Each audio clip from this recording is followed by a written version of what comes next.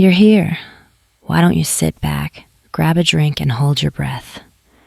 Because I have a story to tell you. The man in front of me is screaming without a voice. I didn't realize that was possible until I see his throat. His mouth is open. His eyes are bulging so hard I think they're going to come out. His hands are tied above him, but his fingers are clawing at the air, and at first I think he's choking. Then I see the zipper, not on his clothes, on his skin. It runs from just under his left ear, diagonally across his throat, and disappears into the collar of his blood-soaked t-shirt, yellow and red, like a fucking clown. He's strapped upright to a steel frame bolted into the concrete ceiling. So am I. My wrists are numb. My shoulders feel like they've been slowly tearing apart for hours. My right foot is bare. I don't remember losing my shoe. Something wet is on my toes. I look down. There's a drain in the floor between us. It's already clogged with hair. The man's eyes lock onto mine. He's begging me. I can't hear it, because whatever they did to his throat turned his voice into a bubbling hiss, but I can see it in his face, in the way his eyebrows pull together, in the way his body tries to lean toward me, even though the restraints cut into his shoulders.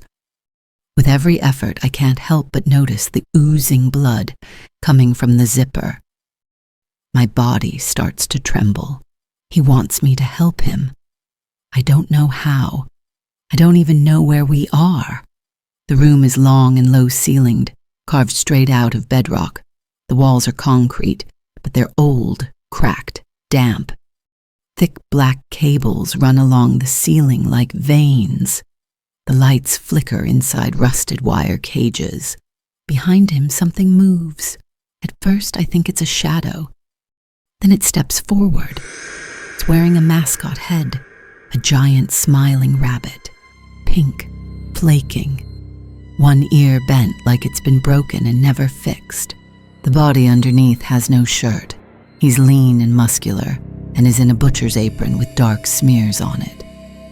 The man in front of me starts to thrash. The rabbit head tilts, like it's curious. Then it reaches up and unzips his throat. Not all the way, just enough. Skin parts. Blood comes out in a sudden heavy sheet. Something inside his neck bulges like it's trying to escape. The sound he makes. Jesus Christ. It's not a scream. It's the sound air makes when it's trying to go through meat.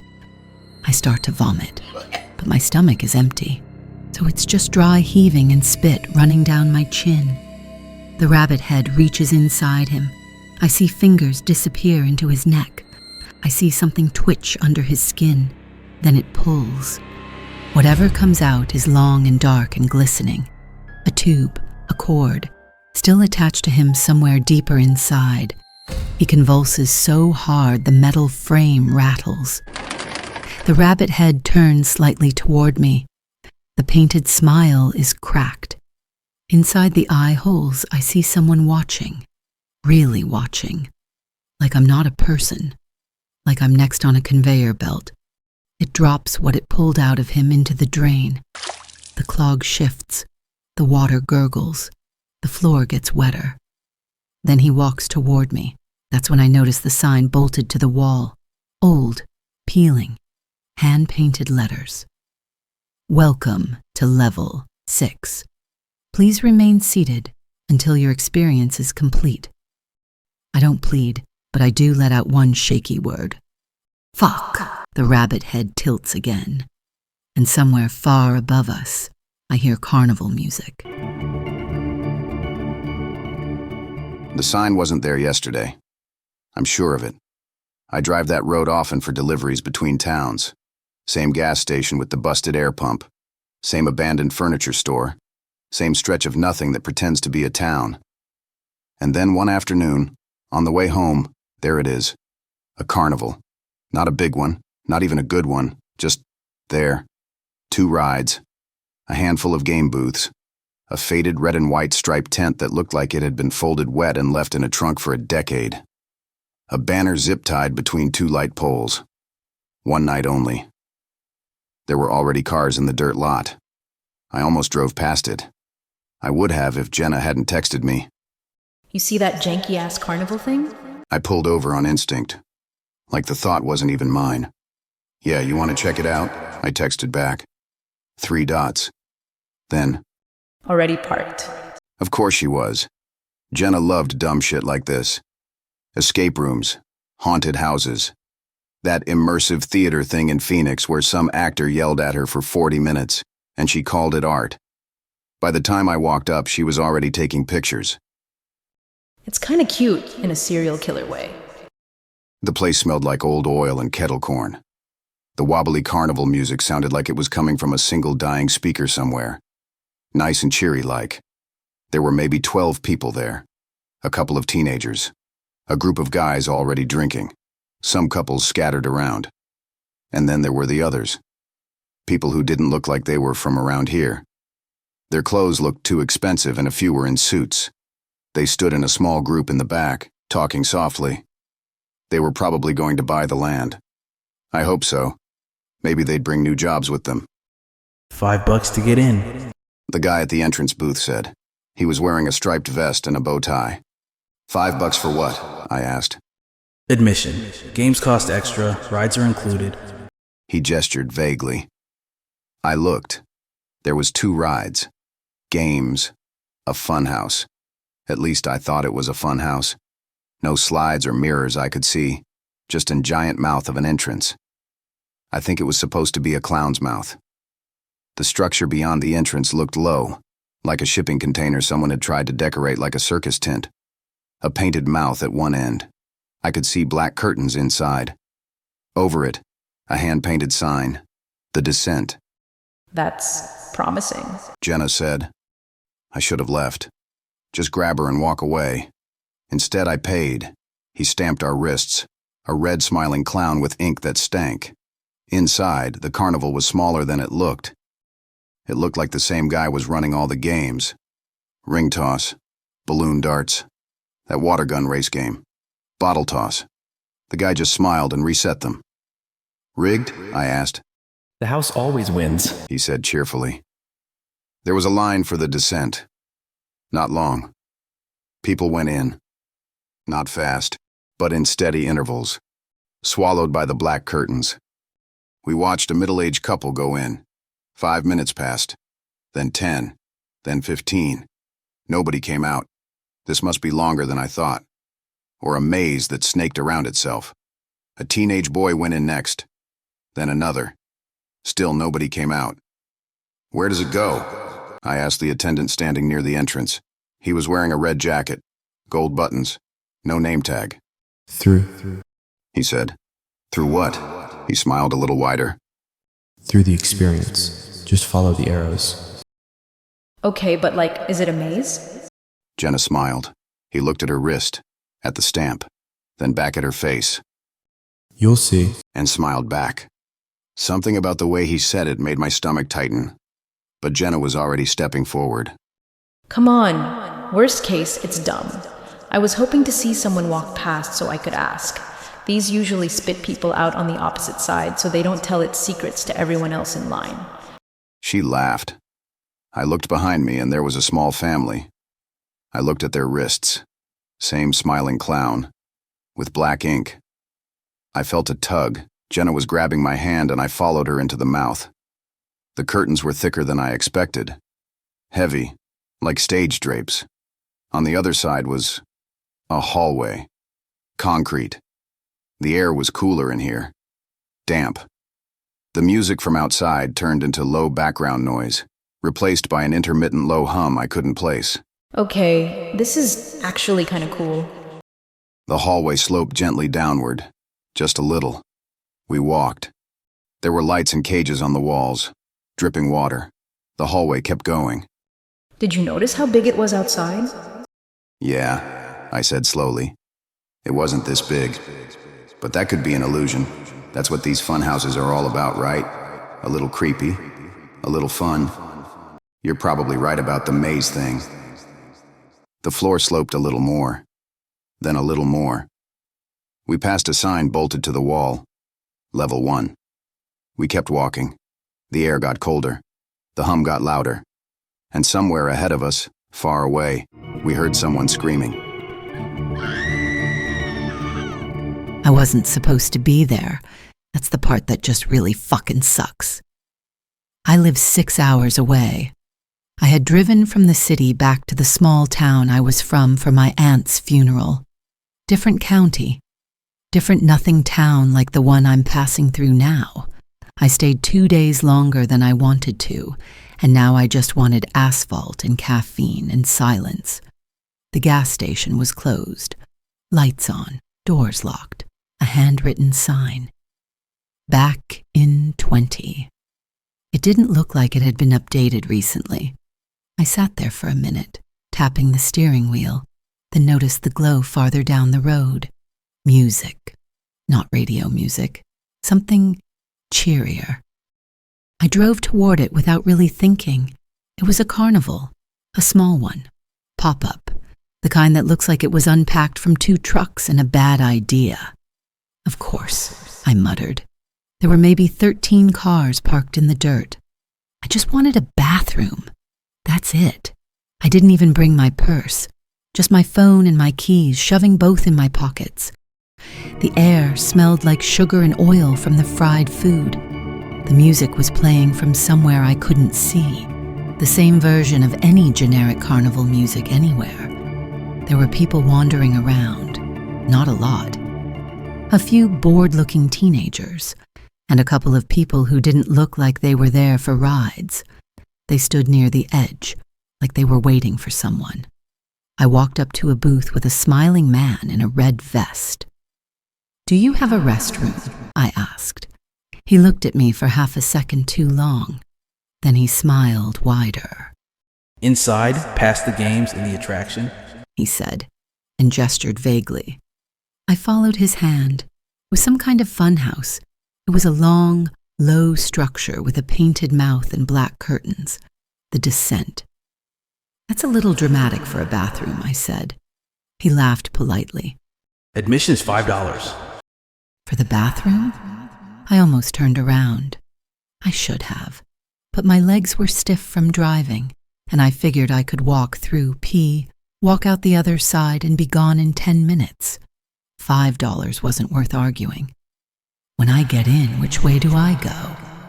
Follow the hall. It'll have a sign and arrows on it. Can't miss it. He stamped my wrist, and I immediately wiped it on my jeans so it didn't have time to dry. It just smeared and stayed on my hand as a tacky mess. The inside was not what I expected. Concrete. Real concrete. Not the faux walls made out of foam. Okay, I said to myself. Cute set design. I walked. The hallway kept going and going. I passed a sign. Level 1. Another minute of walking. Another sign. Level 2. That's when I realized something was wrong. There were no doors, and based on what it looked like outside, I should have been out the back already. The air got colder. The lights were buzzing. I stopped, listened. I could hear something far away, a sound like metal, and under that, a scream, short, cut off. Nope. I'd rather shit myself. I turned around. The hallway behind me was darker than I remembered. I walked back. It took longer than it should have. I started jogging. My footsteps echoed in a way that made me want to slow and conceal my noise. When I reached where the entrance should be, it wasn't there, just more hallway. I stood there breathing hard, my heart punching at my ribs. I saw a door just up ahead. Relief flooded through me. I smiled, internally laughing at myself for panicking. I'm glad no one was with me to see that. The door was gray, industrial, slightly opened. A sign next to it said, "Staff only." I didn't care. I pushed it open. There were rows of metal frames bolted into the floor and ceiling. Some were clean, some were not. In the corner, there was a drain, surrounded by murky water that wasn't able to go down because chunks of something were clogging the drain. I backed out, panic rising in full force. I turned the way I came and started walking again. That's when I heard footsteps ahead of me, not running, just walking, confident. A man in a carnival vest appeared from the dim hall. He was holding a radio. "Where's the exit?" He looked at my wrist, at the smeared stamp, then back at my face. There's one, just follow the arrows. He said pleasantly. He stepped aside. Behind him, the hallway sloped down. My father brought me here for the first time when I turned 21. That probably tells you everything you need to know about both of us. He didn't call it a carnival. He called it the retreat. We parked in a dirt lot like we were about to buy fireworks. He was wearing a linen suit and a watch that cost more than the average person's house. The look of disappointment had not left my face since my father told me this outing was mandatory of a certain caliber of men in our family. Sebastian. He waited for me to look his way. Don't judge scale by surface area. That's a mistake poor people make. Oh, and fix your goddamn face before I fix it for you, he said as we walked towards the back and expected me to keep up. A man in a red vest met us near the back door, checked our names on a tablet, and nodded once. Welcome back, sir, and guest. I didn't like the guest part, but I let it go. We were led through corridors, past generators, past supply crates, to a steel door that looked like a bank vault. My father placed his hand on a small glass panel.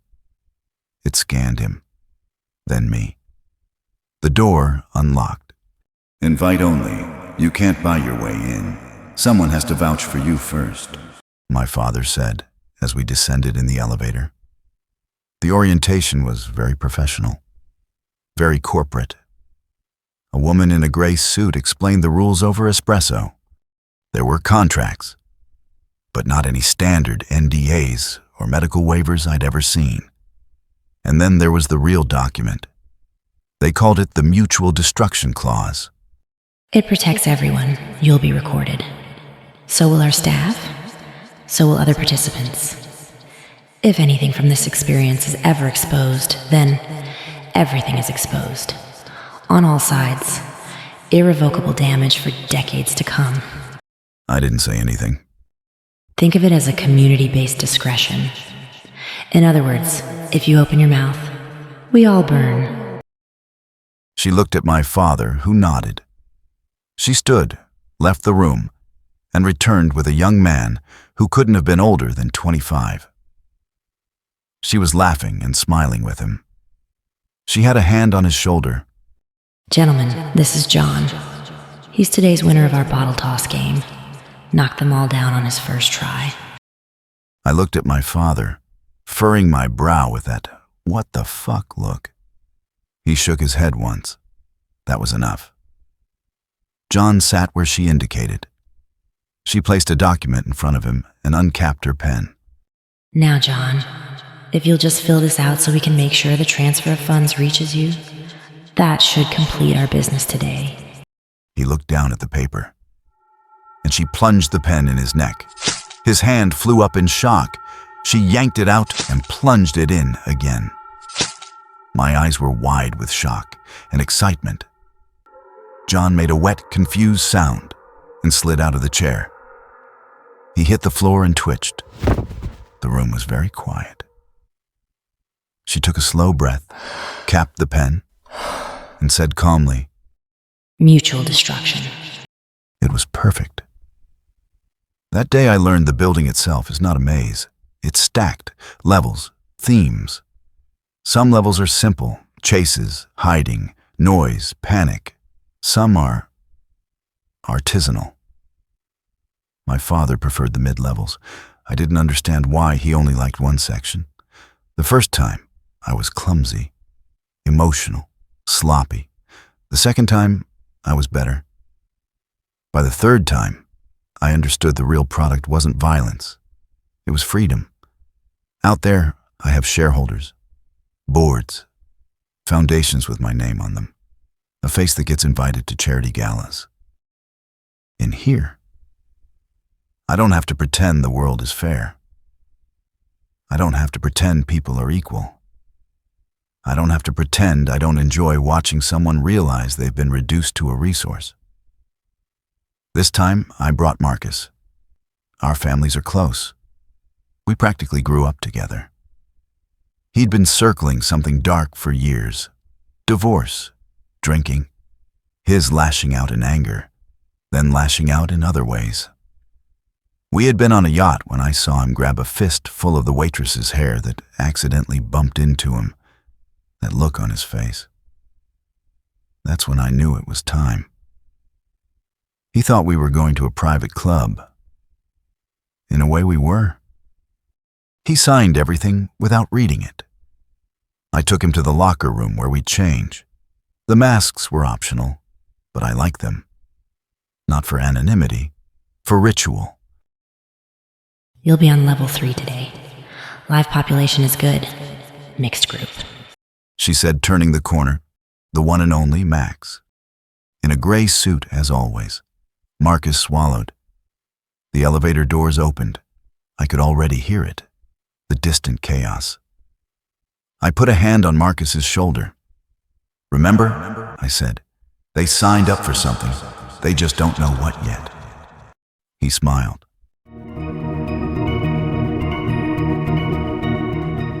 I wasn't particularly happy about shadowing, as if I didn't know what I was doing. Observation builds suspense. Suspense builds restraint. Restraint makes the experience last longer. The woman in the gray suit said, as she walked me through the staff corridor. She said it like she was explaining wine. I was wearing the same red jacket as the others. Boring, but not all was lost because I already picked out my mask. I also had a radio and an access card. This is level 2 intake. Most people think they're in a spooky funhouse here. She said as we passed a thick door. On the other side of it, someone was crying. Do they all just give up so easily? Only the ones who have no grit. We walked. The corridors weren't random. I don't know why that surprised me. They were logical, color-coded, ventilated, drained. Everything had a place. You see, Marcus, logistics can be a real art. Everything you see and don't see is tagged, bagged, and cataloged. We passed a room with cameras, dozens of screens at different angles and levels, different stories. Level 5, specialty experiences. Some people were running, some were hiding. I saw one being caught. Some were being prepared. I couldn't look away. I should have felt sick. Instead, I felt focused. Too soon, she said. This is the only exit once anyone is within the levels. She pointed. Just ahead, there were a set of stairs carved into stone. I felt a faint draft of fresh air. She must have seen my confusion at the obvious exit. She smiled. Of all the many years we've been in operation, only one has made it this far. That was about 14 years ago. Don't worry, we've got eyes on it now. There are cameras at either side of this corridor. This is where you'll start. We stopped at a control station. She handed me a tablet. On it were names, pictures, even little bios picked up by the sparse staff. Stopped for gas, on a date, dared by friends, thought it was a haunted house. I noticed a panel on the left of the tablet with cell numbers. Mind if I click one? She nodded. I chose level 1. We went to a small observation room with thick glass. On the other side, a shaky woman and a man were being unstrapped. They looked relieved, even grateful. A staff member in a fox mascot head helped them up. You did great. Just follow the arrows to the next room. I could tell he was trying to make his voice warm, reassuring. But something about it, him, was off. It wasn't obvious. And yet, the woman laughed nervously. Is that it? For this part. They walked out. I watched the door close. Another door opened. The arrows changed. They went down to level 2. My chest felt tight, but not in a bad way, in a charged way. That thought made me pause. Sebastian. I checked the tablet, found his name, status, active level 5. I stared at it for a long time. Problem. The woman in gray asked. No, I said, and I meant it. I'd been walking for a long time. I kept pulling out my phone every few minutes. No signal, no real sense of direction, just the arrows, doors, and sounds. Always sounds. That's when I decided I'm not going in any door and started checking ceilings for air vents. Then I heard voices. 2 people ahead, arguing in whispers. A man and a woman. They said it was a fun house. This is not a fun house.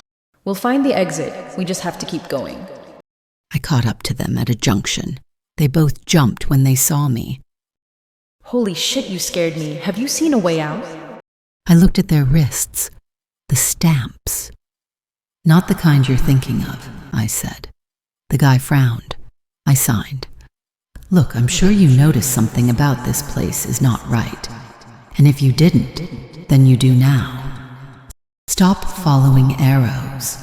It's less noticeable now, but following the arrows takes you down. And I don't want to go that way. We walked together for a while. They told me their names, Rick and Jenna. I could tell Jenna was trying not to panic. Rick was trying not to show he already was. We passed a door. Behind it, something hit metal, hard. I was not about to check that out and kept on moving. Maybe this is one of those immersive, haunted attractions. I just looked at her. It was worth a shot. We reached a wider corridor. I paused. I slid my foot across the floor. They looked at me like I was crazy. I didn't care. All I cared about was finding a slope, and I'd stay away from that direction. Slope meant down. A door opened to my right. There were 2 men standing there, in masks. One, a giant smiling rabbit. The other, a smaller cartoon caricature of a demon. For a minute, we all just stood there, like the place itself was holding its breath. They went for Jenna first, fast. The rabbit kicked her leg out from under her, and she went down hard, but not before she reached out and grabbed my arm. Then everything happened at once. The demon grabbed her by the hair and started dragging her backward. Rick tackled him, which made all 3 of them fall over, and Jenna released my arm. I thought I heard a shot, someone shouted, and I ran.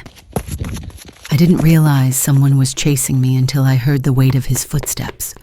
I wasn't about to look back. Fuck that. I don't care who was back there. If it was Jenna or Rick, they'd better catch up. If not, then I just hope my kung fu movie binge watching would magically appear in my skill set. I was looking everywhere for a makeshift weapon, but the place was clean. I thought about my keys. At this speed, I'd probably drop them, and that's if I could actually get them out. I had no idea where I was going, but not running didn't sound like a good idea. The arrows were everywhere. Big, friendly, glowing, all pointing forward. I ignored them. I watched the floor instead. It sloped down, then flatter, then down again. Fuck! That's not the direction I wanted to go. My breathing started to burn. My skin felt too tight, like it wanted to peel away from me and go somewhere else. I took a hard left, then another. Figured one more. Why the hell not? Then I hit a long hall, and towards the end I could see a stairwell. They went up. I pumped my legs harder, actually reaching the stairs and taking 2 steps at a time. I was close. I could feel it. I could smell the cleaner air, and in the next second I was falling.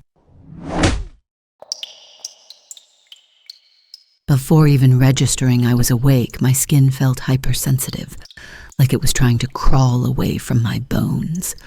My shoulders are on fire, the kind that burns just thinking about it and rips away at your joints. I try to keep my breathing steady, try to breathe through my panic and fear. I don't raise my head, not yet, and I didn't need a neon sign to know I was taken somewhere bad. Becoming aware only to find yourself hanging is a pretty big sign. I remember the stairs turning sideways. I remember my head and shoulder hitting the steps as I tumbled down, and then nothing. I try to move. I can't.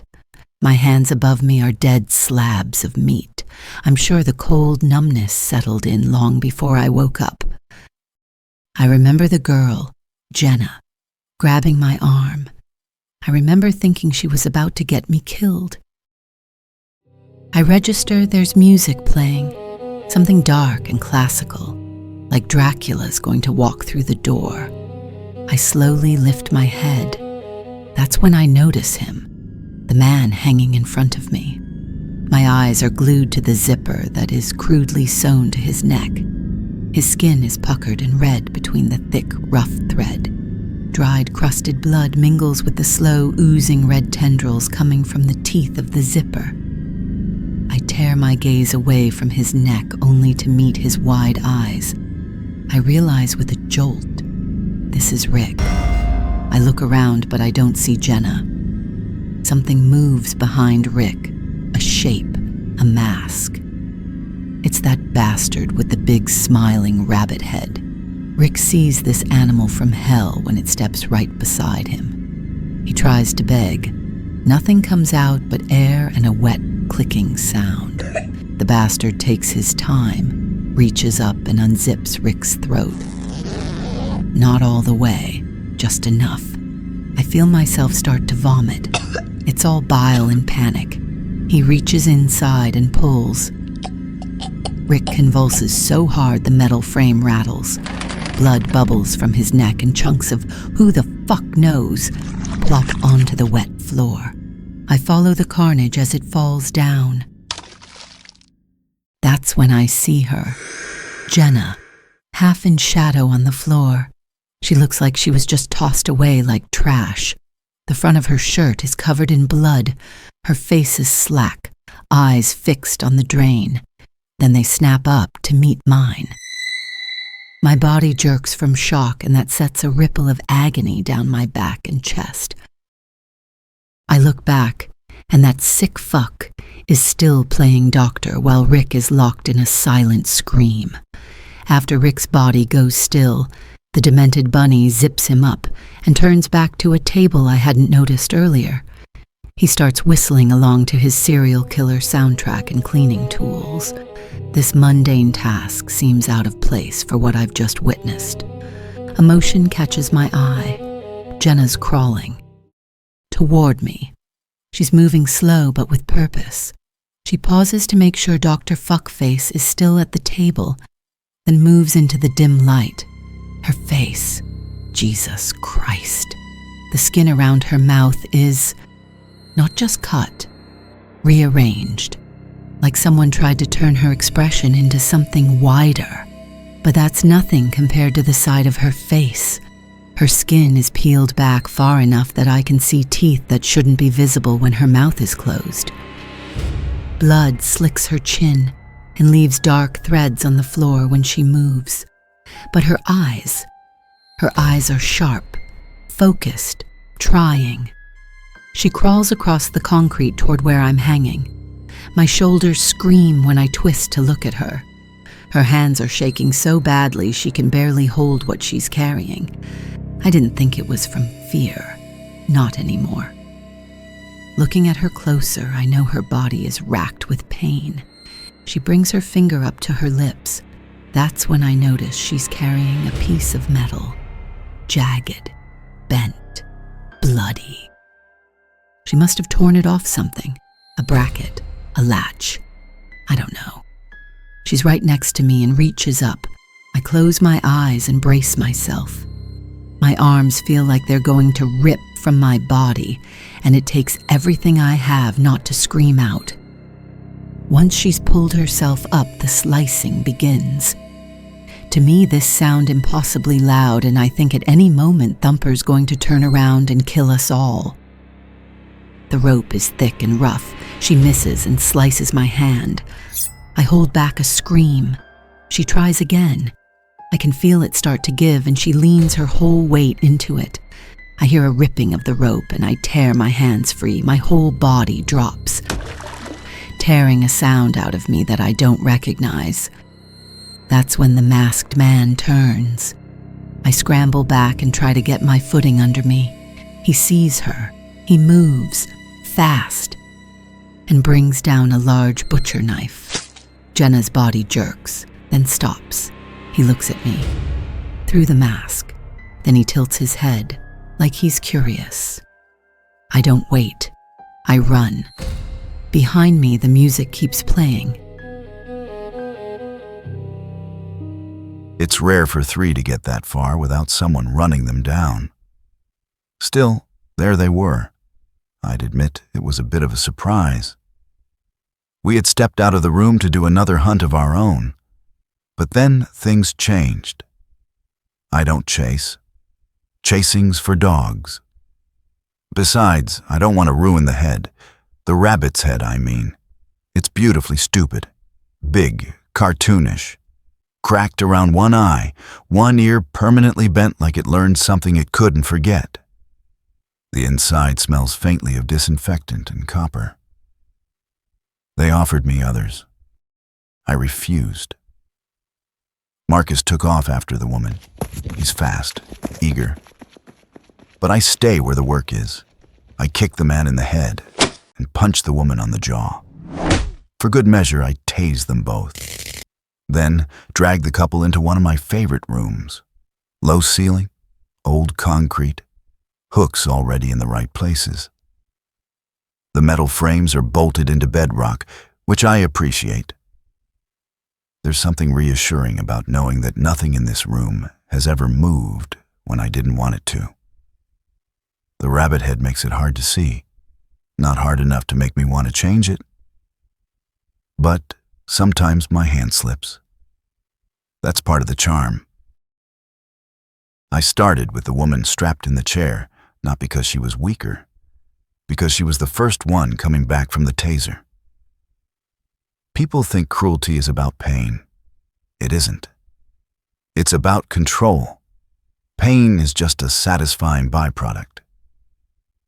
I took my time with her face, not the eyes. Never the eyes. You want them to see what's happening, to themselves, to others. But the mouth, well, they use it to scream, to bargain, to beg. So I made it wider, enough to make every expression look like an evil muppet. I went to work on the side of her face, peeling her cheek open. She made sounds like a broken instrument. Even with my beautiful symphony playing in the background, I couldn't focus. She moved too much. Her head kept turning, very frustrating. I knew the man woke up when he started to scream behind me. No! He struggled, trying to pull his hands free from the rope. The knots were tight around his wrists. So tight his hands turned purple. Feet just barely touching the ground.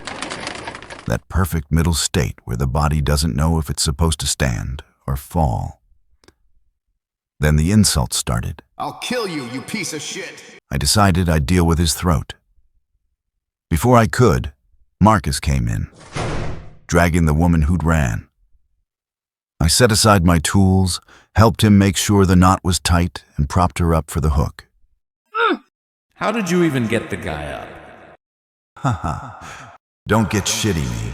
I didn't tell you to run after her. Maybe you should do more cardio. See there? That's an intercom. Think of it as room service. Press it if you need something, like lifting 250 pounds of dead weight, for instance. Interesting.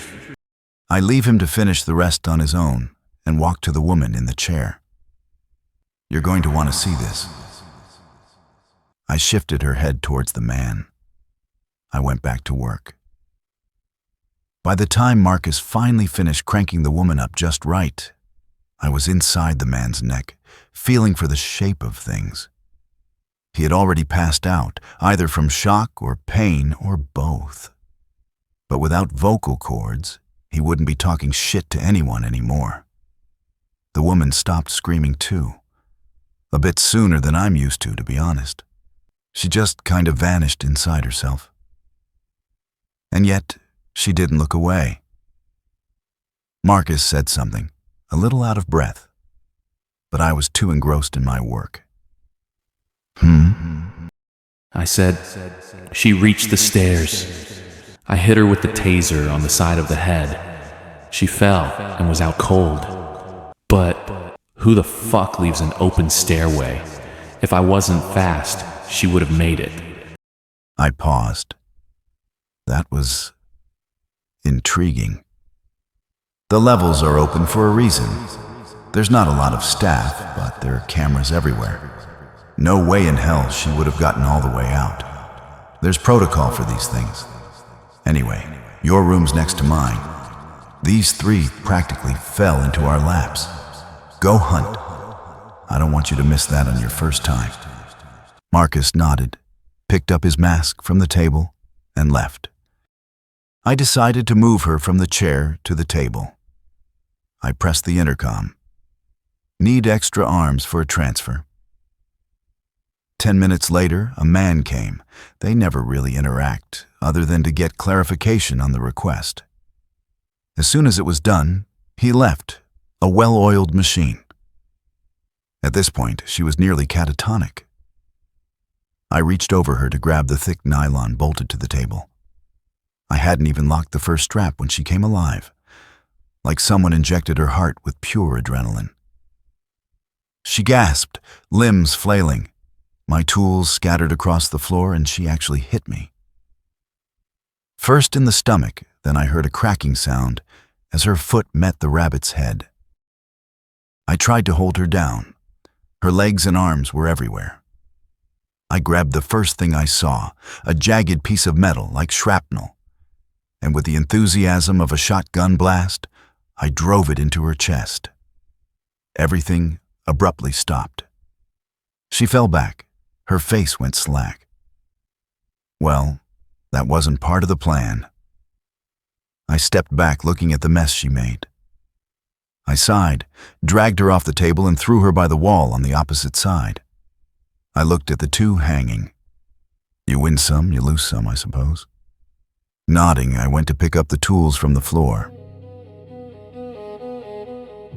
I had just finished giving the hanging woman a little show with old Zipperneck. I hope she paid attention, because she was next. Just as soon as I cleaned my tools, that's when I heard the noise. She must have fallen. Marcus probably didn't wrench it up properly. I felt something like genuine delight. Sometimes the unpredictability is intoxicating. I turned and saw the woman I killed earlier look up at me. Shock and confusion flickered through me, but only for a second. Knife in hand, I moved forward, driving it down. And because I didn't feel like killing her for a third time, I sliced the blade across her belly, disemboweling her. A mercy, really. By the time I looked up, the other one was already running. I didn't follow. I tilted my head and listened to her footsteps fade.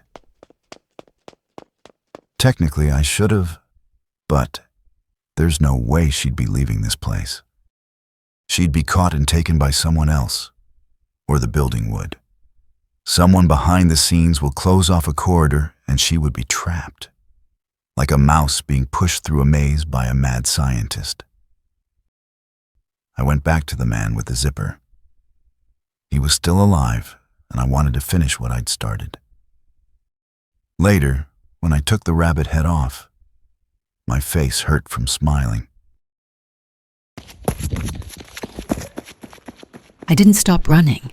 I didn't even look back. My lungs were on fire. My legs felt like they were filled with broken glass.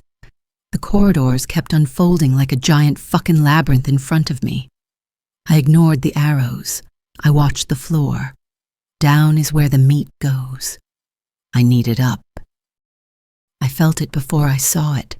The pressure in my ears, the air thinning, changing into something that smelled less dead.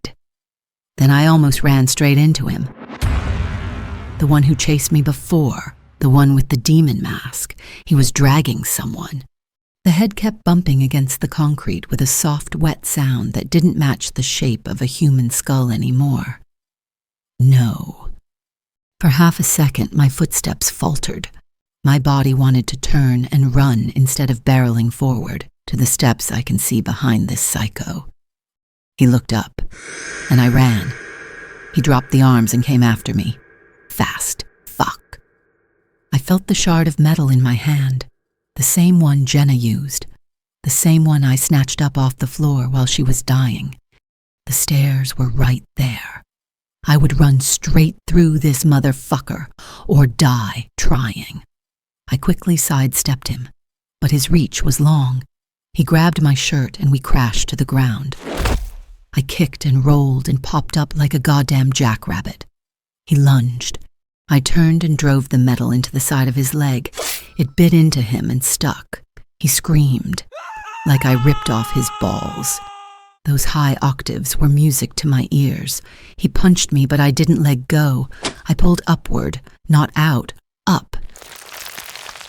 The metal tore through him like wet cloth, at the same time slicing into my palm as I pushed the metal up with all the force I had.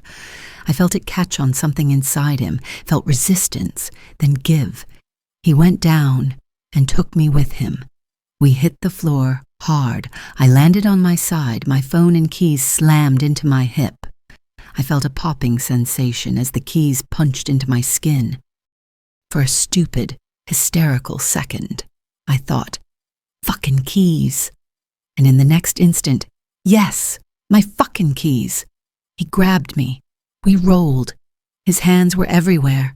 I felt his grip on my jaw as if ready to twist my head. I opened wide and bit down. The crunch pop of his finger was deafening. His grip loosened while he screamed again. I headbutted him and saw stars. He let go and I spat out his fingertips as I grabbed the metal shard, yanked it free from his leg and ran. I took the stairs 2 at a time, then 3. Then I realized something was wrong. The stairs ended. The panic was fierce in my chest. I was about to turn back when my eyes adjusted to the darker space. I realized the path didn't actually end, but the stairs did. It was like whoever built this place just gave up. Concrete gave way to rough, broken rock, then dirt, like this part of the place had never been finished. I immediately thought this was a cave. They outfitted it as a one-of-a-kind bunker for sick fucks. Then the thing started to change. The cave walls narrowed, the ceiling dropped. I had to hunch, then crawl. It was getting darker and darker as the ambient light was fading. Flashes of getting stuck in small passageways very helpfully danced in my mind. My hand sank into cold earth. The metal shard bit into my palm, its sharp sting not even close to being bad enough for me to drop it. My knees scraped across rocks. From the corners of my eyes, I thought I saw things scuttle across the walls. It was getting harder to breathe. But I didn't know if that was from the enclosed space or my mind playing tricks on me. I beat down the dread squeezing my heart. Even if I died alone in the dark, it would be better than being caught. I've already seen what they do to people they catch. Something grabbed my leg. I screamed. Hysteria exploding out my mouth. At the same time, I was yanked backward. My face hit the dirt, mouth filling with grit. I grabbed at the wall trying to find purchase. My fingers scraped against rock. I felt a fingernail give up and snap back. I looked back. The demon. He was still alive. He pulled harder. I kicked, missed, kicked again and connected with his mask. It fell away, and for a heartbeat, nothing happened. As if he didn't know what to do now that I saw his face. He roared and pulled harder. This demon, this man was so ordinary. That just pissed me off even more. I turned and drove the metal into his arm, then his face. He jerked back, but I had a hold of him now. Then I went after anything, everything, anywhere I could reach. I don't remember how many times I drove the metal in and out, but I remember the sound. I remember his hands finally letting go. I remember his face was an amorphous mess. I remember crawling away back up the tunnel. The space was getting smaller and smaller. I almost went back. My body broke out in a cold sweat, and the claustrophobic space was choking me, but knew there would be others. I resolved myself to dying here. I would keep pushing through, keep going until I was stuck. I could feel my body at an incline. I was almost certain of that. The issue was I was no longer crawling on hands and knees. I had to army crawl, sliding on my stomach. Tears streaked down my cheeks. Then suddenly, I heard a noise. My breath started coming faster. I thought someone was behind me again. I just convinced myself I made it up. Then I heard it for the second time. It sounded like a semi laying on the horn. It was distant, but it was there. It was the outside. I started moving again, pushing with my feet, pulling myself forward with my arms, reaching out and clearing more dirt out of the way, then pushing forward again. Suddenly, my hands broke through dirt and into air. Cold, real. I clawed. I shoved my hands through the opening. Grass, rocks, twigs. My fingers slipped. Something jammed under one of my nails, and I bit back a scream and kept going anyway. I pulled myself up and out of the ground, like I was being shit out of the side of a mountain. I rolled onto my back, looking into the sky.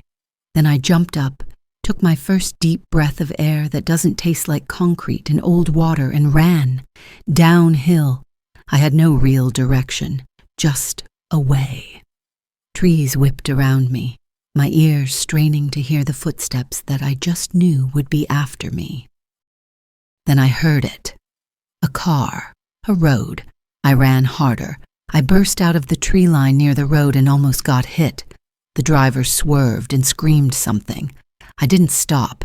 I ran after the car like a mad woman, as if I could actually catch it. Maybe I'd spook them enough to call the police. Then I spotted it. The gas station. The same one I stopped at, the one that started this whole mess. Then just a little beyond that, I could see my car. I sprinted to it. I scrambled for my pockets. Please, please. And find them. My keys and phone. They didn't take anything. Why would they? I was already dead in their eyes. Key fob out, I unlocked my doors and practically flew into my car, the entire time thinking someone was going to pop out and kill me. I started the engine at the same time I slammed the into reverse.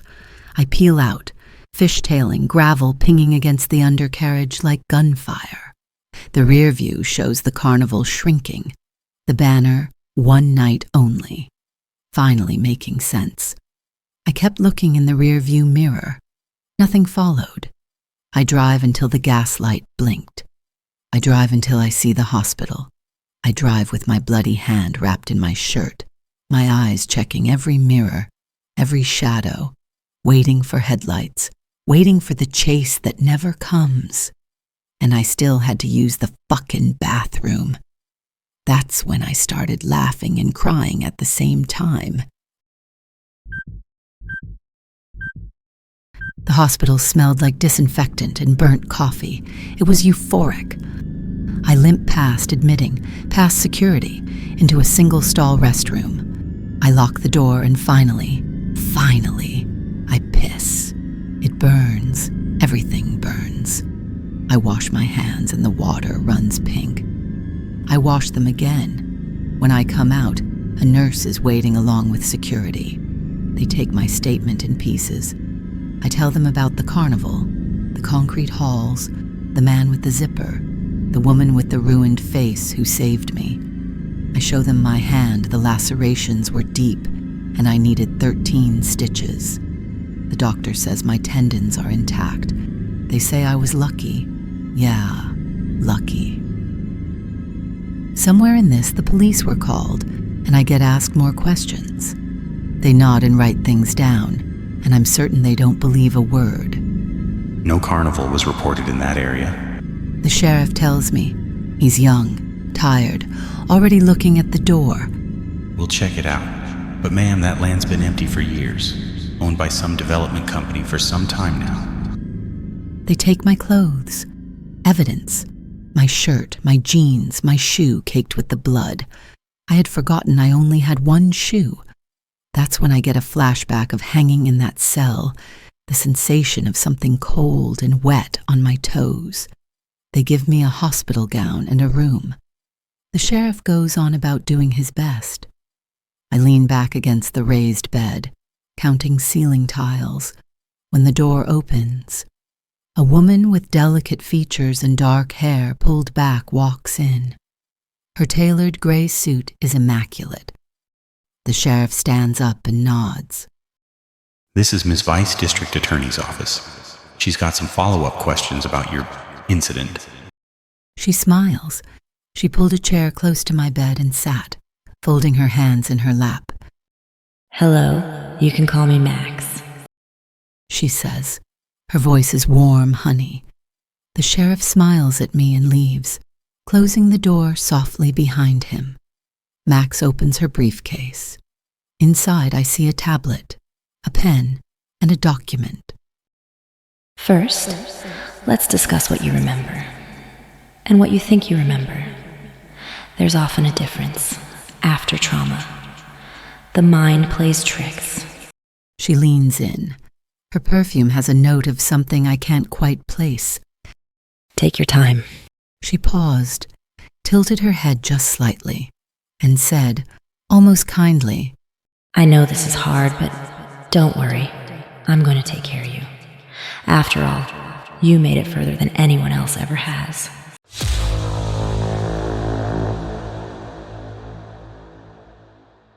And there you have it. A little horror thriller from me to you. Thank you all for listening. If you crave more of this kind of intensity, take my hand and follow me. Well, until next time.